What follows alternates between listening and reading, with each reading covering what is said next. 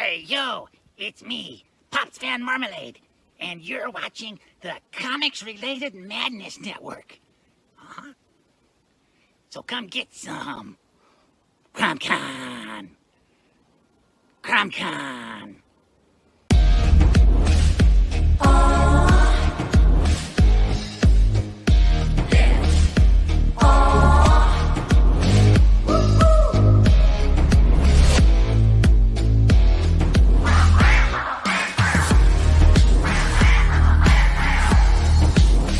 Your favorite podcast, it's Critical Blast. Hey, we want to shout out to our sponsors, Daytona Beach Comic Con. If you are a fan of comic books, if you're a fan of comic book conventions, and if you like meeting comic book creators and getting comics and comic-related stuff, then you need to make your plans to attend Daytona Beach Comic Con. This year's show is September 9th and 10th. Silverline will be there, so you should make your plans to be there too. We'll see you there. If you like comics and find yourself in the Orlando, Florida area, doesn't everyone come to Orlando at some point in time to see the House of Mouse? But when you're here, you need to make it a point to visit Coliseum of Comics, especially the one on East Colonial Drive. They carry Silverline comics, even a limited edition Coliseum of Comics version of our comics. So, when you go, be sure to ask for Silverline Comics and tell them we sent you. OCD stands for Orlando Collector Deviants. OCD, Steve and Trish. They're a family of geeks who promote geek things, particularly those around the Orlando, Florida area. They're big supporters of Silverline, and we think you should be supporters of theirs too. Go give them some love. If you are an independent comic book maker and you need to get your independent comics made, you need to look no further than Kablam Digital Printing. They print our books, and they do a bang-up job. They're not only trusted by Silverline, but many, many independent comic book makers. Head on over to kablam.com and see for yourself just how easy it is to have your comic printed by them. And tell them Silverline sent you. Hi, this is Tim TK, host of That Silverline Show on Tuesday. Join us at 11 p.m. Eastern, 8 p.m. Pacific every Tuesday night as we discuss pop culture and the joys of making comics. And I'm Scott Wakefield, host of Silverline's Wednesday Wham, where we talk about comic books and all kinds of great storytelling, sometimes with incredible guests. And we want you to join us Wednesday nights from 8 to 9 p.m. Eastern. We'll see you there. I'm Roland Mann, and I host Silverline's Silver Sunday. Join me every Sunday at 8 p.m. Eastern as we make mine Silverline.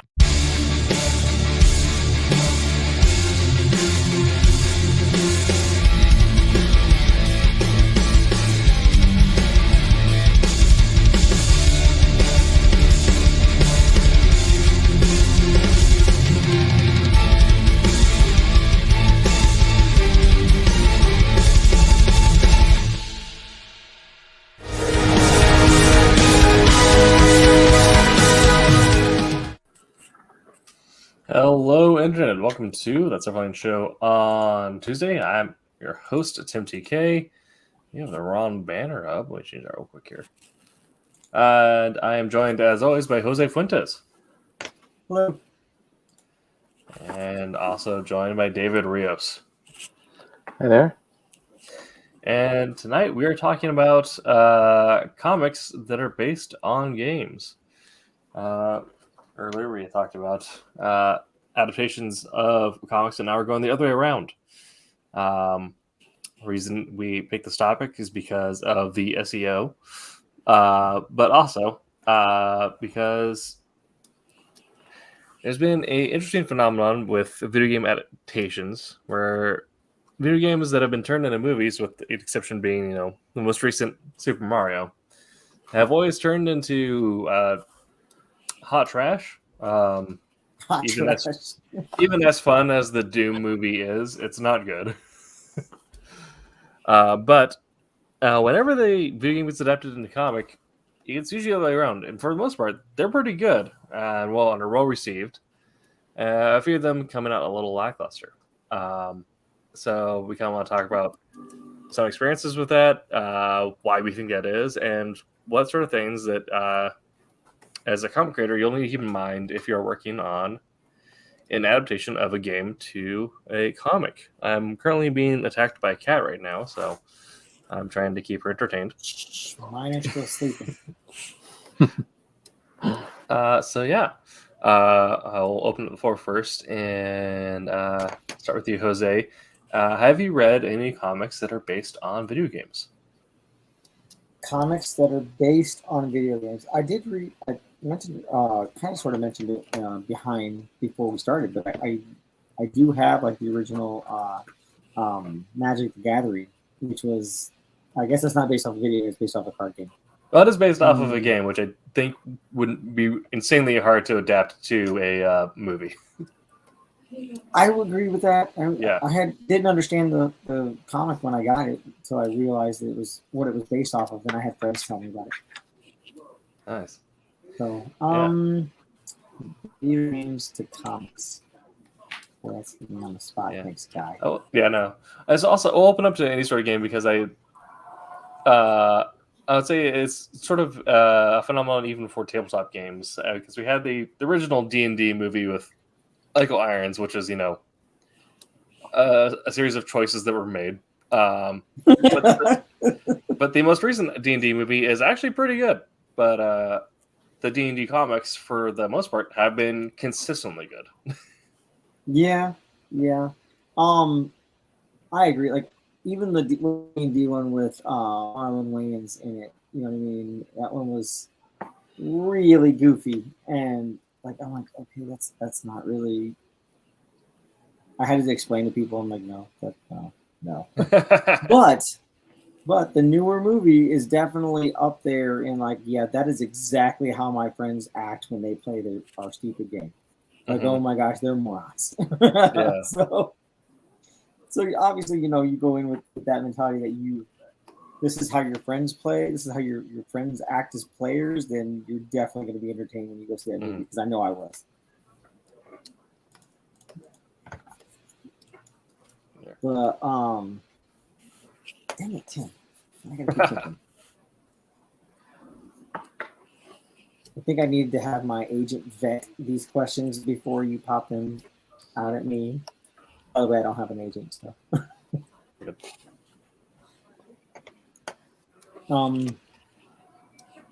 don't play a lot of video games, for the record. Yeah. That's why this is a hard question for me. David, I tell you. David, what comics have you read that are based off of games? I haven't read a lot of them. I know of quite a few of them, but actually sitting down and reading them is something that I haven't had a whole lot of time to do. I know that there's a lot of them, like the Mortal Kombat, which we used to make at Malibu. We used to have adaptations of those. The Street Fighter ones.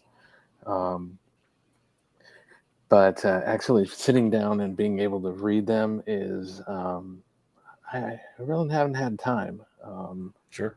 I may have read some of them a while ago, but none of them are really popping into my head. Sure.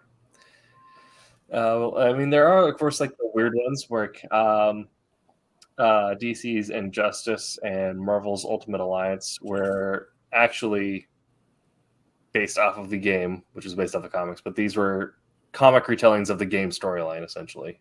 Mm-hmm. Yeah. Well, Mass Effect. Didn't Mass Effect have a comic book? Mass Effect had a comic, yeah. Yes, I got one.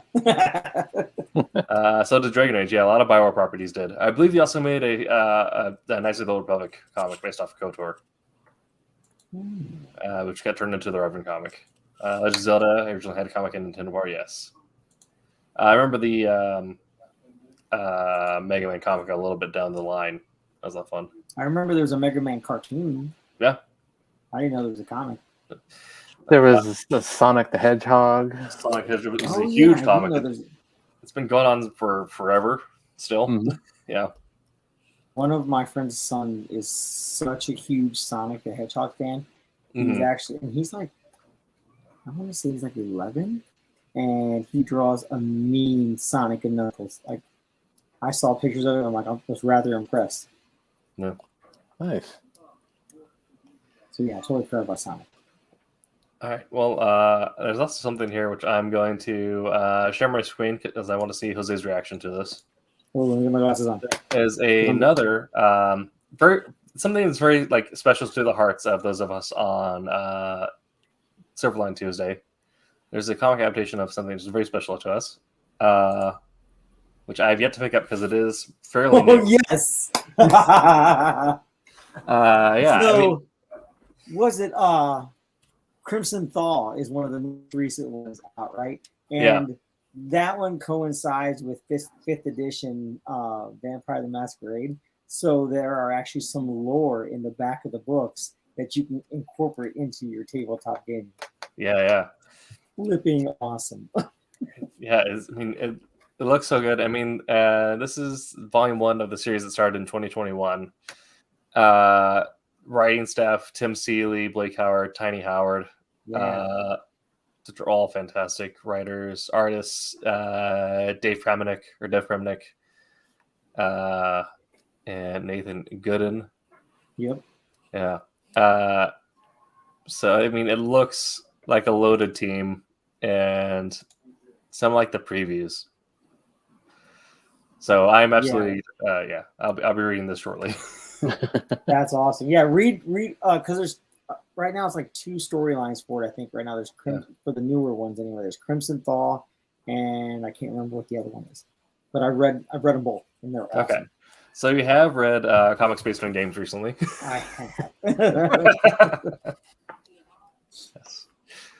I mean, if we're gonna do that, like role playing games and whatnot, you can go back to like Advanced Dungeons and Dragons. I don't remember who put them out, but I remember Jan Dursema did artwork. Jan and Drags Morales and gosh dang, I can't remember his name, but they did artwork for it. I actually have some of those older books.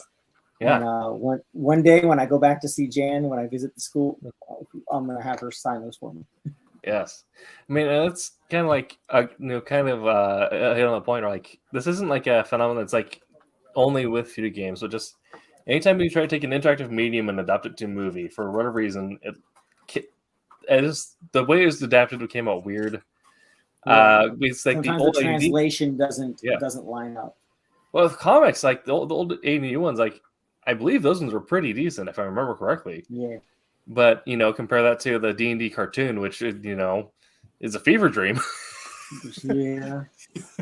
Yeah, it's. I mean, when I was younger, it was awesome. But I don't think it holds up nearly as well. I'm still entertained. I had the DVD.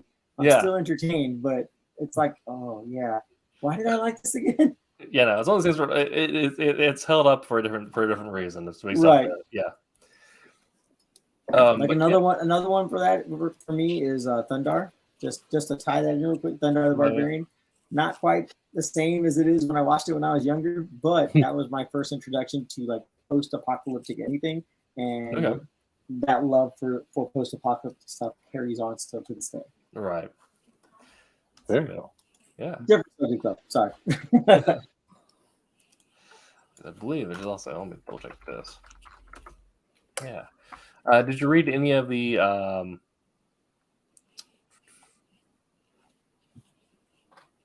did you read any of the comics based stuff of oh no, I'm looking at something different.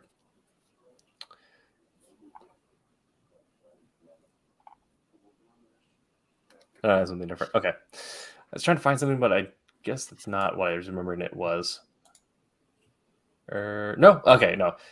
Did you read the graphic novels based off of Fallout the game?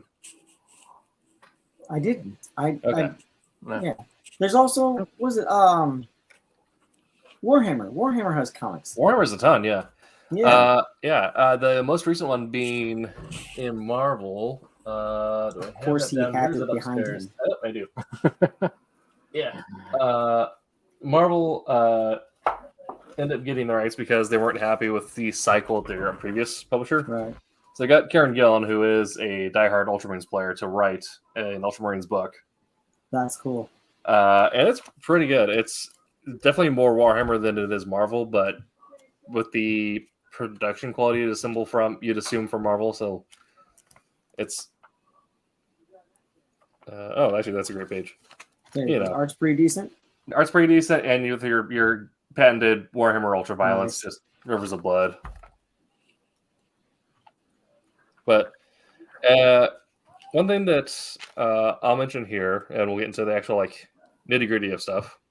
Oh, there goes Martinez Calgar just one-shotting That's awesome. gas cultists. Yeah. Yeah, but one thing that I'll get into here, and why I think, and something I think writers need to be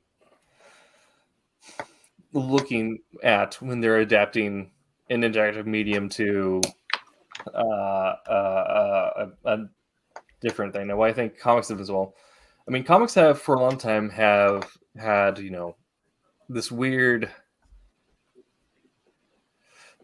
dichotomy about them. We're like the paradox is that like hero comics and like especially are you have big over the top action, you can do insane set pieces with it, but it's all told throughout a story. I mean, a lot of welcome in, Vic. I mean, a lot of like really good stories. You do have like, you know, a couple pages of insane action, but it's built up with 17 pages of storytelling and plot. Right.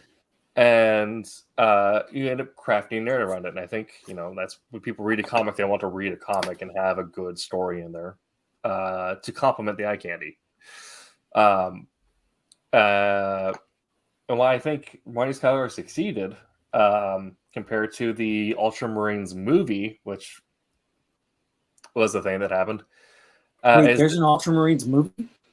Yeah, if you're going to watch it, yeah, if you're going to watch it, be 3 beers deep into the night. Yeah, but it's Martial does that where it takes time to tell the full story of this Ultramarine captain and how he got there and what his childhood was like. Whereas the Ultramarines movie just jumps straight into there's guys on this planet sent here to kill a thing. And when you're playing a game, or if you're playing like 40K or like the tabletop or the Space Marine game, you might assume like the core of the gameplay, what you're experiencing, is all the action and violence. And so when people try to adapt that, I think their thought is, well, I need to adapt the action and violence because that's the core of the experience. And that's how you get the Ultramarine movie, which is just 90 minutes of people shooting each other. Nothing really actually happens. It's just kind of, yeah. But Marty's Calgary is like, no, we're telling a story that's set in the same universe. We're not adapting the experience. We're creating a new experience in there.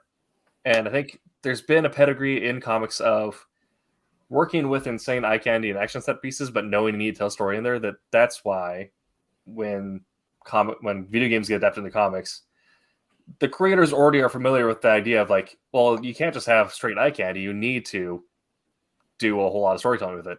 Right. Rollership said, yeah, Witcher, exactly. That's one of the things I want to mention is like the Witcher comics are a great example of that, where as a game, Witcher is also very narrative heavy, but the Witcher comics, you'll get a splash or 2 pages in the back of Geralt actually fighting the monsters, or maybe a couple panels in the front of him fighting noblemen who being, jerks as they're wont to do in the Witcher universe. But it's a lot of investigative storytelling and relationship building, and there is a lot of time spent in there. So that way, the writer and the artist work together, like you see in well done action adventure comics. Whereas, Witcher TV show, good in the second season, but the first season had some of the similar problems where there's a lot of moments where things were built or they just kind of were done flat to get to action. Right. And the things some of that build up is left out. Yeah. And so the second season is much better, but the first season there was issues with it and it wasn't adapted as cleanly as we hoped. So kind of grab your guys' opinions on what you think goes wrong adapting games and other things, and what you think comics have done right in adapting games, or what do you think comics allow that is different for adapting games, and why it works so much better as a comic adaptation? Well, I think that you're able to, when you adapt a video game into a comic, you have more not leeway story-wise. I mean, you can, but the transition between, like in a video game, the action and stuff that you can do in the game is easily translated into comic books because you can do the same thing. You can have the artists draw it the same way, right? As opposed to say translating it into a TV series. You know what I mean?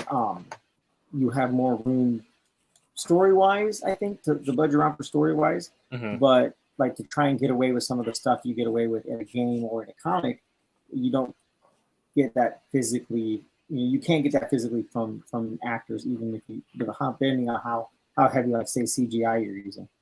Sure. But I think the transition between the comic book and video games are a lot easier than between video games and say live action. Sure. David, your thoughts on the same topic? Sure. Also, I'm gonna share my screen in just a minute. I know Roland likes to have us doing stuff. My opinion on the comic stuff is particularly in like ensemble casts where you have multiple characters and stuff, where you follow the video game and most of the time the video game is an end goal for the team and getting to that point. The advantage that comics that they do in comics is they can go through and concentrate and build up more of a storyline for the individual characters. Whether it's an issue or two or an arc with that, is they tend to branch out a little bit more and personalize the people as opposed to the group collective. So I see that as an advantage of the comic side of it, a little more expansion. Live action, that one is that varies so much depending on the writers and the directors and and what are they going more towards a cheesy view or are they going through and doing something to more develop the interaction of the characters. It's similar to comics, so kind of a good example of that would be like the newest Mortal Kombat movie.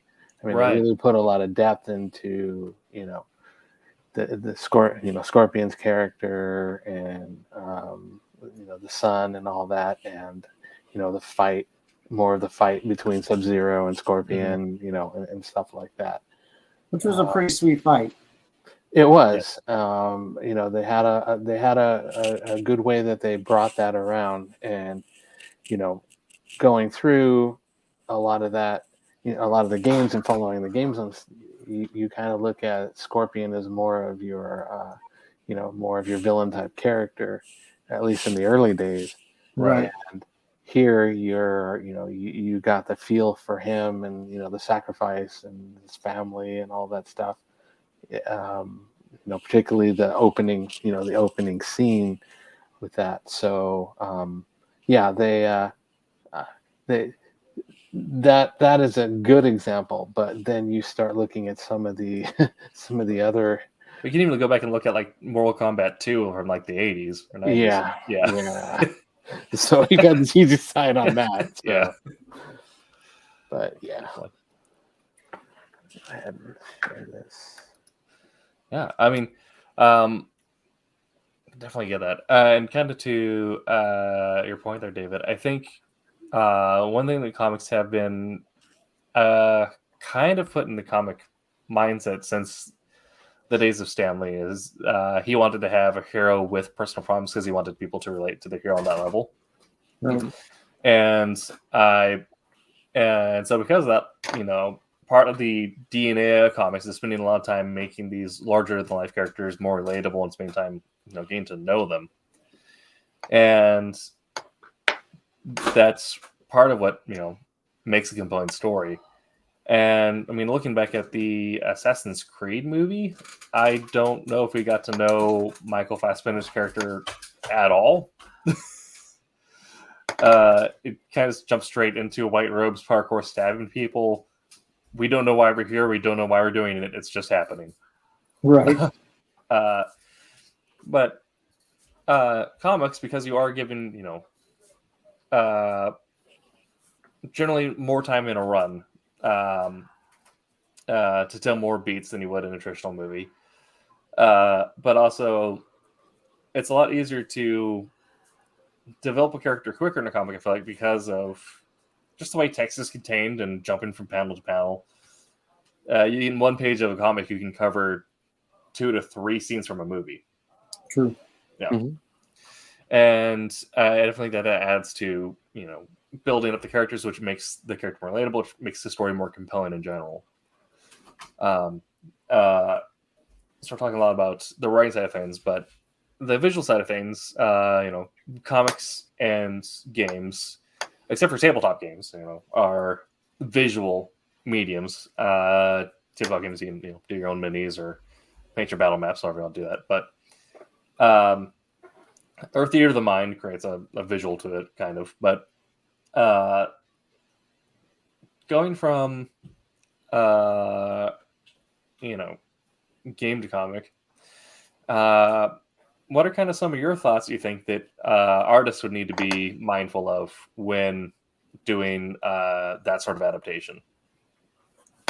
I mean, wouldn't that fall on first? I mean, even as an artist, but like the writer, because wouldn't like in adapting it, like say into comics and whatnot.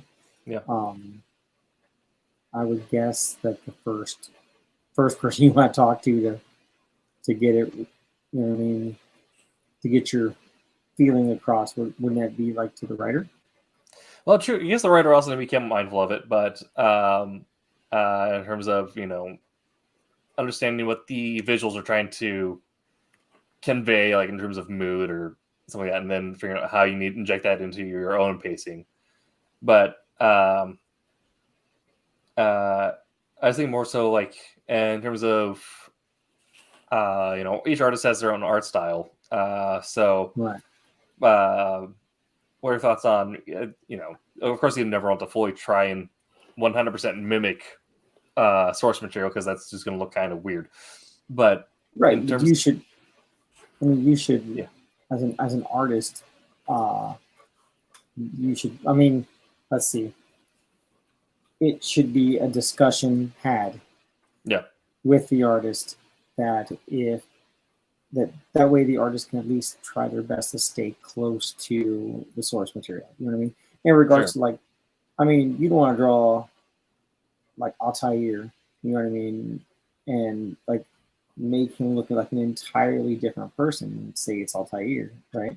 You want you people that know the Assassin's Creed video game. They want Altair to look like Altair. So I mean. So knowing the source material, regardless of, even if you like talk to creator of said source material, or at least do your research for it, you can still do it in your style, but do it in your style. So, but make sure characters are recognizable. Make sure, you know what I mean? If they're in a particular terrain, that the terrain is understandable. You know what I mean? That it recognizes that they go together, like the terrain. The backdrop of like a video game, like I said, Altair of Assassin's Creed goes to Jerusalem. You know what I mean? You want it to at least look like medieval Jerusalem when you do it.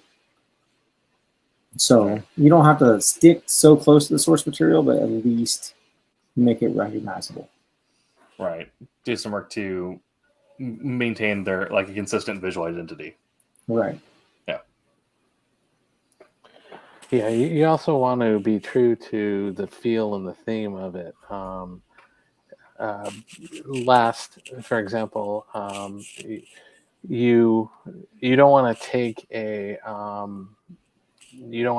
something like what's a good maybe the Fallout games and stuff like that. And the last thing you want to do is turn it into a bright and happy, colorful, right.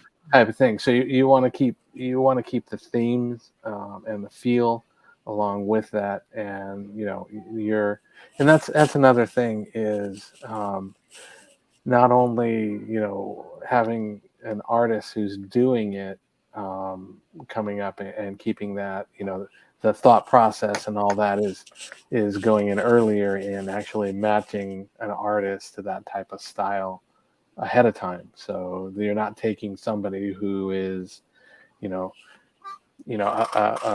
like a Wendy Penny type artist and throwing them on a Fallout book. It's just not going to work. Not that she's not capable of it. It's just, it's such a hard thing for, it's just not the style. So, laying the groundwork, initially getting the right people, and then from there, having the people do their, making sure to keep the feel and look for the book, is all part of, the master plan of coming out with these. So, yeah, I think it's like along those points. I think also the comics benefit from having less moving parts. Like when you're dealing with a movie and you're adapting source material, Saint Equalizer, God of War. Well, what was that? because Saint Equalizer couldn't do God of War. Yeah, I mean, can you envision God of War in the style of the Spirit? Yeah. That would be a little weird. That'd be a little weird, yeah. But I think, comics benefit from having less moving parts. Like with a movie, if you're doing adaptation of source material, ideally you want, the director, the writer, the leads, the director of photography, the producer, everyone to all be familiar with the source material at least, and also like understand what its goals and intent were. Right. With a comic, literally, like, unless they have a dedicated editor, like the most a publisher like would realistically be involved with this is just securing the rights, and then just making sure that your writer, illustrator, colorists are all familiar with the material. Yeah, and that would be helpful. Yeah, like the case with the Marvel adaptation of Warhammer, there's literally just had an editor like email a couple people like, "Hey, who here plays Warhammer 40K?" And Karen was the first one to email back, and that's how I got the job. He's like, That's awesome. Literally, there's a response like, "You got the rights," and then I just found like, "All right, I just need illustrator who's also going to like work with a colorist and a writer. You guys, Right? Who's nerds in here? This guy knows. Who's not nerds in here? Right, exactly. But yeah, and much easier to find people who are passionate about the source material with when you only have to worry about a few people as opposed to an entire film crew. I think that helps. That also, that someone is it's an interest for someone, right? Like if it's not something that catches your interest as a creator, then are you really going to be interested in dedicating time, like actual time and passion to it? Right. That's the other thing. All right. If you're not making something that you want to read, then right. Yeah. So. We'll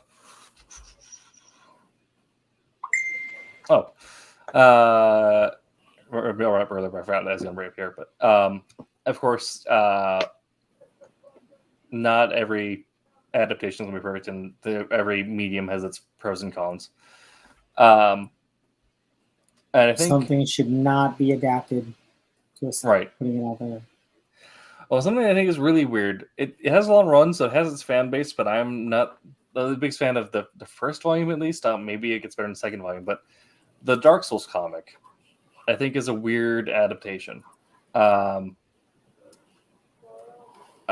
don't know if it's just due to the nature of storytelling in Dark Souls being so wiki heavy as opposed to being told in game, but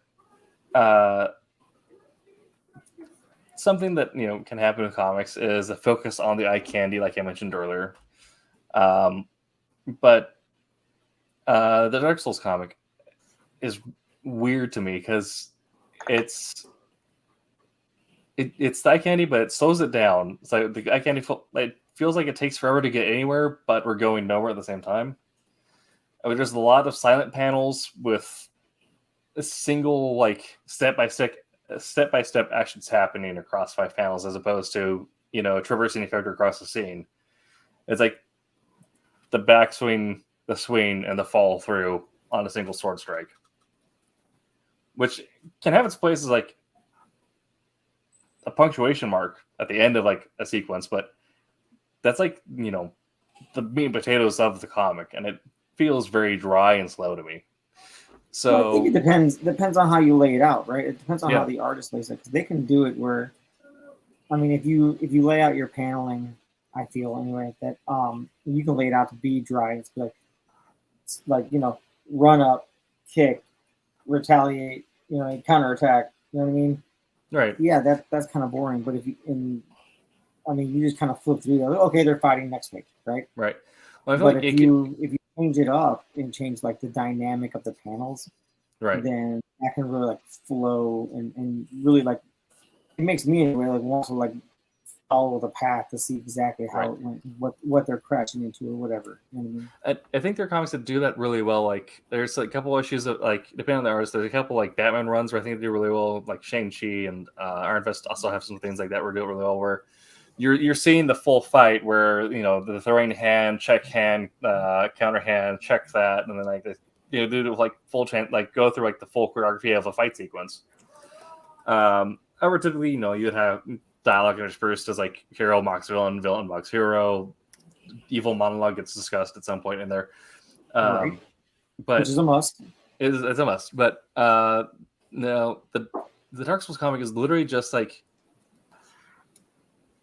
if you're watching your friend get slogged down in a really slow dungeon crawl. That's what it feels like. Sitting out and watching your friend get beat up in Dark Souls. I'm like, man, this is kind of like, you know, this isn't really so much as like high gothic adventure as much as just I'm watching someone suffer. Right. I feel not- that, and not- and I haven't read it yet, but I feel that it is. They're trying to like give the video game play-by-play, you know what I mean? Yeah.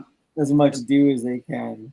I think that's and so I run it on for longer, so maybe, you know, it builds some pacing, or just it has a fan base of people who like just no text pages of one person 1v1ing the skeleton. But Vix the Shadow goes to the Super Bowl. Yeah, of course, it's great with that. So it seemed. But you know, it kind of so I kind of want to get your guys' thoughts on what do you think are some pitfalls that people might fall into when adapting interactive media into a comic. Trying to adapt maybe lore to specific games and stuff like that into comics that can just drudge through. You know what I mean? Yeah, kind of get the 'Cause opposite I know, problem where you want to give people lore so they know about the character so they can like relate and fall in love with the character or hate the character, right? But you're giving so much lore, you're like, I don't care. Like, yeah. that's what I think. Like that's a pitfall, I think. I think a pitfall is whenever you get a lot of the original creators involved, and the original creators have a really tight rein, Right. or some of the actors. I remember we were working on one book back in when we were doing Malibu, and I don't want to go over the title or anything, but it was a movie adaptation, and the actor who played the main character in this just had such a tight thing, that he wanted this, he wanted that, and so likenesses, stuff like that were huge. So you've got that type of thing, where you have like Lucas and stuff. He's very he had his vision, and this is the stuff that contorts to it. J.K. Rowling and her stuff too. It's just a matter of how how tight of it is and how many revisions and reworks that you have to do because it just doesn't look right to them.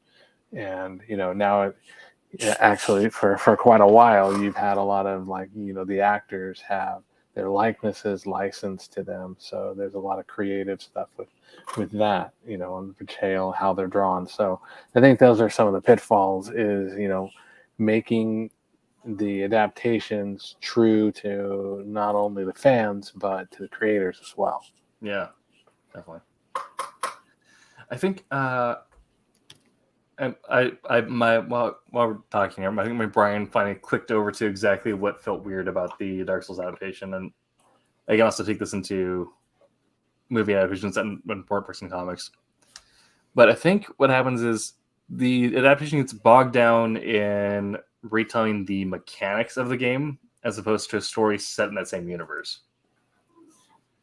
I think if you're adapting something that has, mechanics the player would be familiar with, you nod to them, you acknowledge they're there, but you don't get bogged down in fitting them 100%. Kind of referencing back the two D&D movies, the one with Michael Irons, the mechanics don't exist. This isn't even, we're borrowing some names from D&D, but for the most part, it's like completely different things. It's not even like, it's not even touching it. But with the most recent one, there were nods to mechanics, but they weren't tied down to them, like having the druid wild shape so many times in one sequence. Can a druid wild shape that many times in that sequence? Probably not. Okay, but so a druid can. Mechanically, no, right? They get like 1 or 2 wild shapes. Yeah, 1 or 2 wild shapes a day every single level, but acknowledging that wild shape exists, this is how it works. Right. But for the sake of story, we're going a little bit beyond that. Which is you have to take, I know, like in comics as a whole, we have to embrace the suspension of disbelief, right? Yeah. But in that particular movie, you just have to just roll along with it. Like, okay, listen, don't worry about the mechanics, just enjoy the movie because it really is a good movie. I'll say that all day long. Yeah, but it's the thing where you nod at the mechanics and then you walk on by and tell your story. Right. Yeah.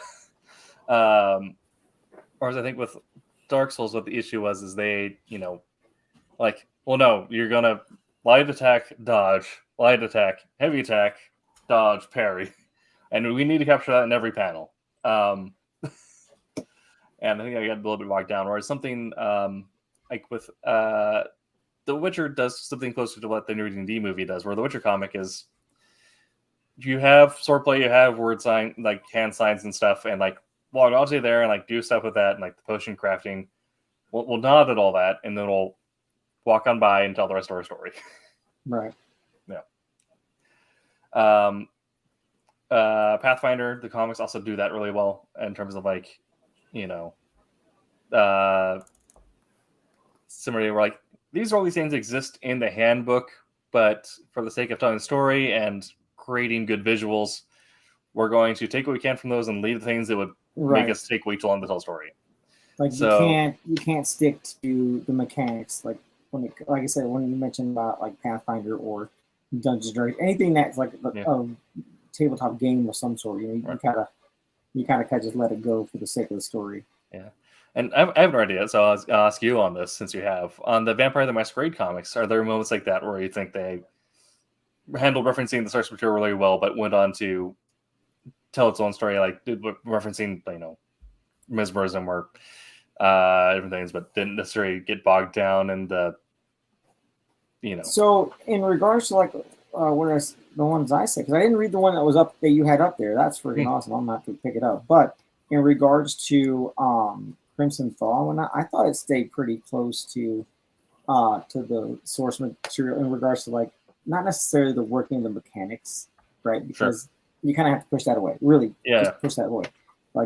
Appreciate what they're trying to do with the story that they're having. It was kind of we're going to incorporate comic books to help tell the backstories of certain characters that you're gonna hear talk about in the books, right? In the books. So it was neat to see them use that route as opposed to trying to introduce them in the source books. Right. But it was, I mean, I think they did pretty well, fairly well. You know what I mean? Okay. I wasn't confused. It didn't confuse me in that, oh no, I can't, I don't understand where they're at. I don't understand what they're doing. It was pretty solid. Sure. Definitely. New characters, and part of the characters also like kind of transitioned into the video game. Was it Swan Song? I think is the computer game for Vampire the Masquerade. Yes. That's based off the 5th edition books as well. Yeah. So that was pretty cool. I like that. Have you been following along with the news, not news, for Bloodlines 2? No. I did watch some stuff about was it Werewolf? Like some shenanigans that was happening with Werewolf. Yeah, so Werewolf announced, but no, they announced a sequel to the Vampire the Masquerade Bloodlines game from however long ago. Right. And they announced that, and then it's just been kind of silent since then. We're getting like little updates, but it's weird how little we're hearing about it since the announcement. Bloodlines, I thought was pretty good. There's another one. Was it Blood Hunt? Blood Hunt? That was a game. Yeah. Blood the Battle Royale, which is. Yeah, that's pretty much what it was. Yeah. But I mean, that's all. I mean, and then I guess we get into like this weird thing of the fact that there is also a Fortnite comic, which. Which has an adaptation, and its fans like it, but you're adapting a game that has the core conceit of the game is that there's no story. It's go in and build and survive. And shoot everyone, yeah. But they've incorporated. I think there's a Fortnite with Marvel, right? Yes. Marvel and DC. Yep. Yeah. There's a one for DC as well. I was pretty sure there's one with Marvel. I remember a cover with Wolverine on. Yeah, there's a mixture of a few titles that have DC and Marvel. Gotcha. Yeah, the since the old Marvel DC crossover, the only thing that brought that back was Fortnite. I believe that. I did like the Marvel crossover, by the way. The Marvel and DC crossover, Amalgam Comics. I'm pretty sure I have all of those. I thought they were cool. I might be the only one though. No, I think I have some of those. I still have. I know I had some at the time, but right. I think I still have those. I have to go through and recatalog everything I've got. Dude, you were not the only one. I have so many comics, and I can't even. I'm right now. Well, I've tried to set things new. I stopped collecting for a while, and then I started up, a couple of years ago, friend's comic shop, and ever since I restarted, I've been, pretty much on myself to get everything, cataloged as I get it every week and all that. But I have just things, boxes of comics that went from my house to my parents' house, back to my house, and all this from years. And it's just a lot of the stuff I've tried numerous times trying to do that. At one point I had something like 60 short boxes of comics. Wow. And I got rid of a lot of the filler stuff and that, but I still have, the main stuff like my X-Men and a lot of my independent Aliens and Predator, Dark Horse stuff, Grendel, obviously, Mage, all that stuff. Mm-hmm. But yeah, I tended to thin out a lot of the stuff. And, when I was working for Marvel in Malibu, one of the perks of being there was we would get the shipments as they came out. It would be comic day, and here's multiple comics versions of the stuff, and you'd find the stuff that you worked on, so you'd have versions to hand out to people and stuff like that. So I tended to get a lot of filler stuff from there, a lot of stuff that I didn't read or things like that. So a lot of that stuff I kind of weeded down, but I still have a lot that I need to catalog and go through. I mean, there's stuff I know I have, but it's just these ones, and with all the different sub-series, and Right. being a heavy X-Men collector, it's, all of the 4-issue miniseries, stuff like that, and those things just take a lot of stuff to catalog all that. So sorry to detract from our topic here. Tangents are kind of what we're known for, so I mean, it's all good. I was gonna say that's kind of what we do. It's all right. Yeah. We got actually, since you mentioned X-Men first, that takes one off our bingo cards. We'll have to add X-Men in general to the Tuesday bingo Right. card. We got Vampire Masquerade in there. Haven't mentioned Halo yet, or boxing. X-Men. What was it 80s, 90s X-Men? Yeah. Well, it's kind of funny Del because Taco. it's kind of funny because I was just in my comic store, and they just released they just released some reissues of books. So they just released Avengers #1 with all the original ads and all this stuff, and Nice. Strange Tales, the first Adam Warlock. With What are those? 178, I think.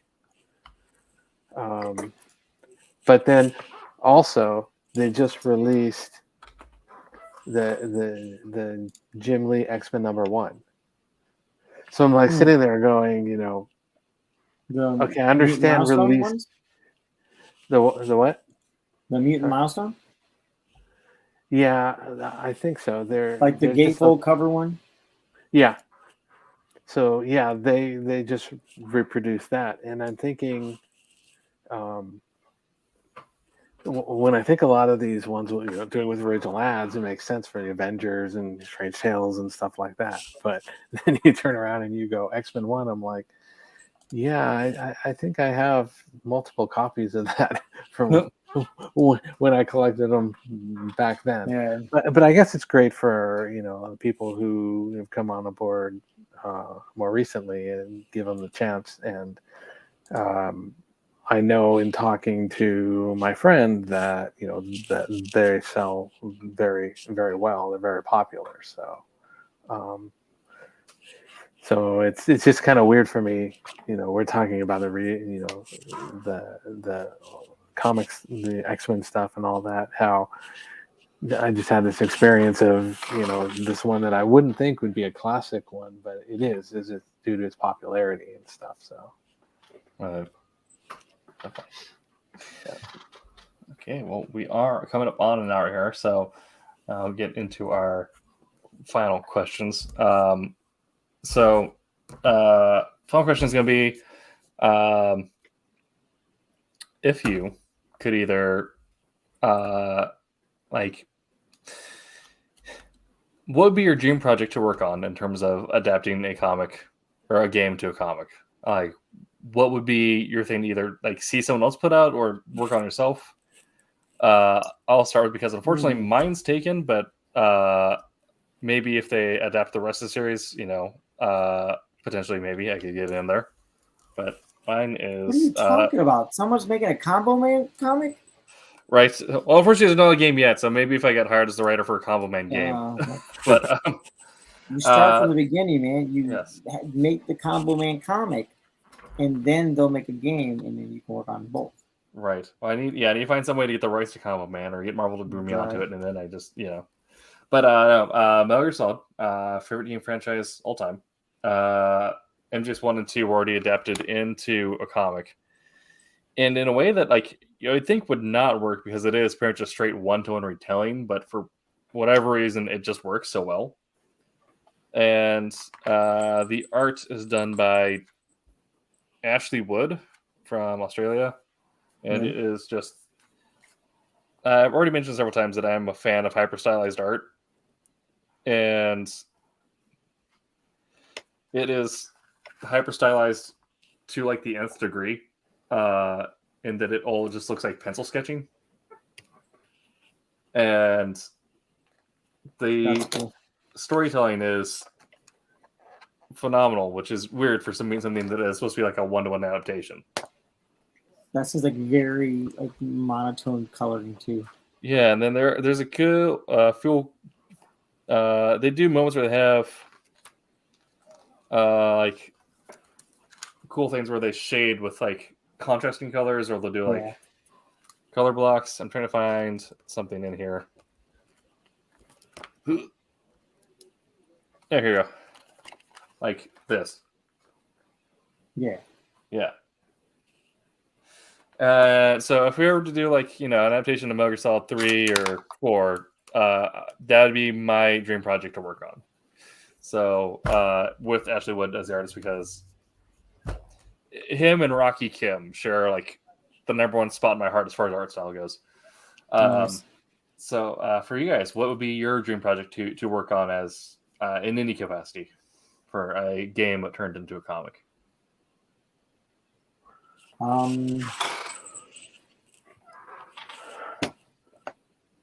Okay, this is gonna sound really weird. Sure. And you know what? This is another. Well, this one was a comic that kind of got turned into a game, right? And then back to a comic. Was it Wolf Among Us? Oh yeah. It's based off of Bixby. You know what I mean? Right. Big Bad Wolf. Because if you know anything about the comic book Fable, it's about like the different story, like Big Bad Wolf, with Little Red Riding Hood, and Snow White, and stuff like that, right? Yeah. And I know they were kind of making a sequel to Wolf Among Us, and that is definitely a book that I would love to work on. Like as a dream project, from video game to book, that would be it. Okay. And David, what about you? Two game things, two game series that I'd like to do. I know they've done stuff in the past, but I really enjoy the Zelda stuff. Okay. So I think that would be very fun to do. And then I also really like the Final Fantasy stuff. The whole gamut.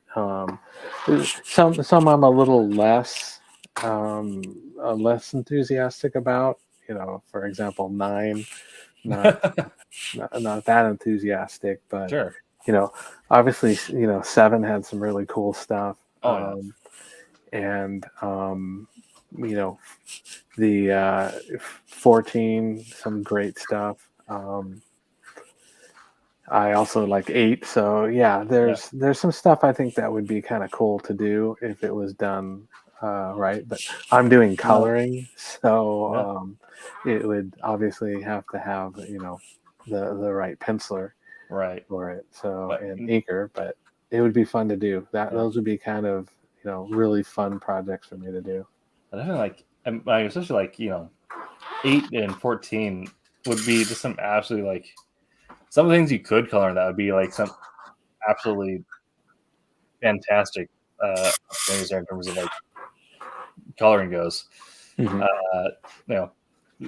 and 17 can get a little gray on gray at times, but 8's my personal favorite. But yeah, the Final Fantasy in general just has some great design, so I imagine coloring that would be amazing.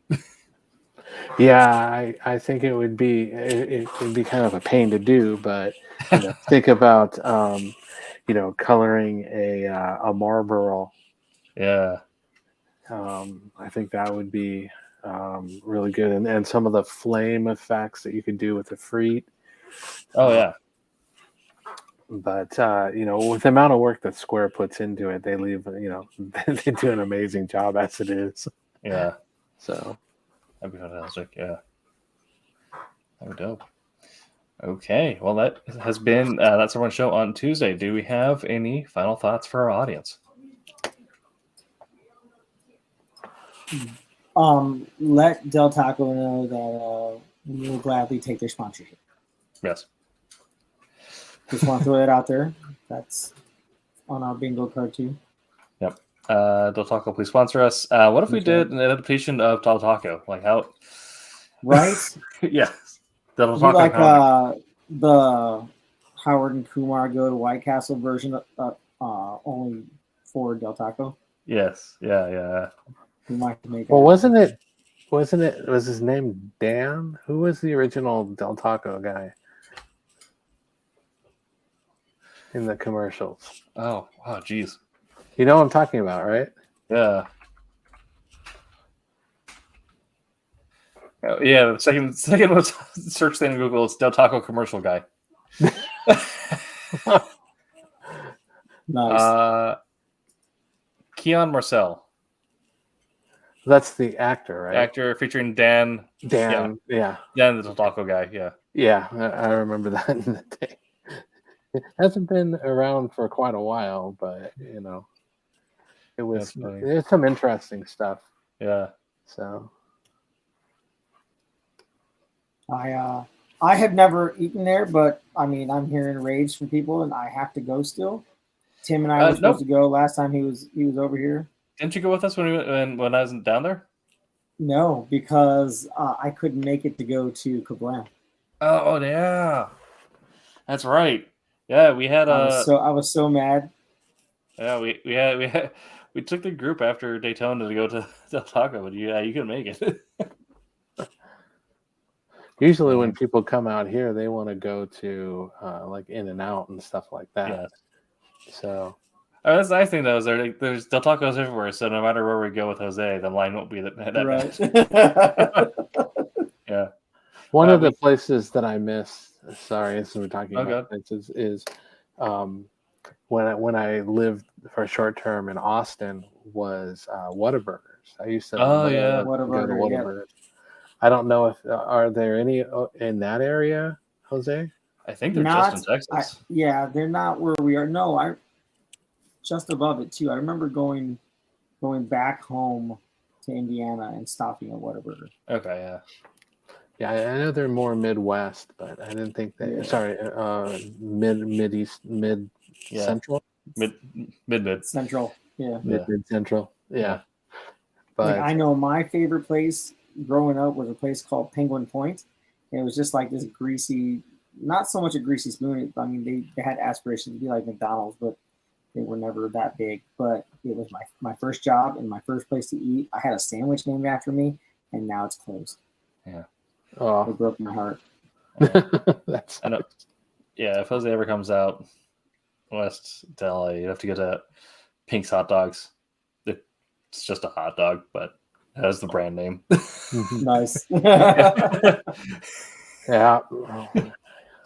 Actually, I am stoked because in Oregon, we just got Dave's Hot Chicken up here. Nice.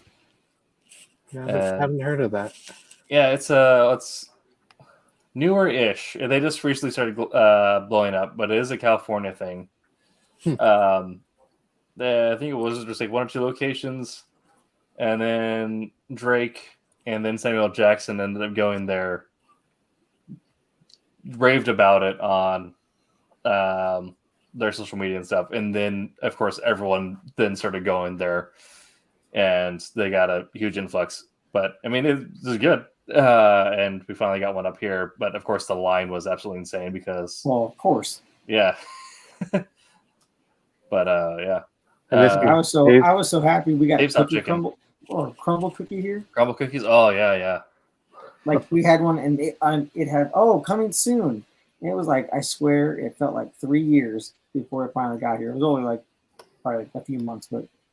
It finally opened, and I'm just about to go into a diabetic home. That's fantastic. Oh, yeah. Well, yeah, Crumble Cookie also, like, working in marketing. Crumble Cookie's marketing is, like, a tour de force. The one thing that I yell at people at is, focus on the product. Right. The product should be good enough to market itself. And Crumble Cookies gets that, and so all their ads are just fun, stuff, but centered around the cookie, centered around the product. Not like, you get car commercials where they're telling the setup of like a family drama, and they're like, no, it's actually a Kia ad. Right. Yeah. Like I like was it the Sonic ads? The Sonic ads where they have the guys talking in the car. Like every ad is them talking in the car about something dumb. Yeah. Yeah. They had one recently. where it was two women sitting there, and one of them is taking forever on the mobile app trying to get their order placed. Like Nice. it's really smart, dude. You got the product in there, but you also get the levels of desirability and all that fun stuff. Yeah, that's psychology. That's a whole other podcast episode. This has been That Silverline Show on Tuesday. We'll be back next Tuesday with. Let me pull up my calendar here. I also need to get some new things scheduled shortly. And next week we are talking about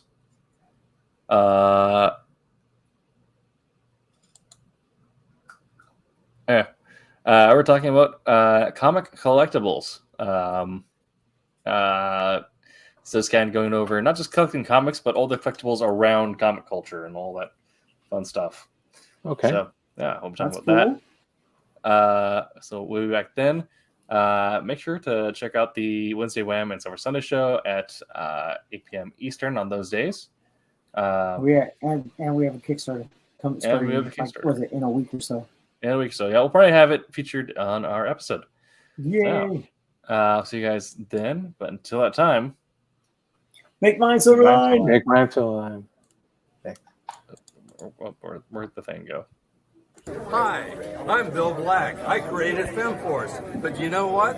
Today, make mine Silverline.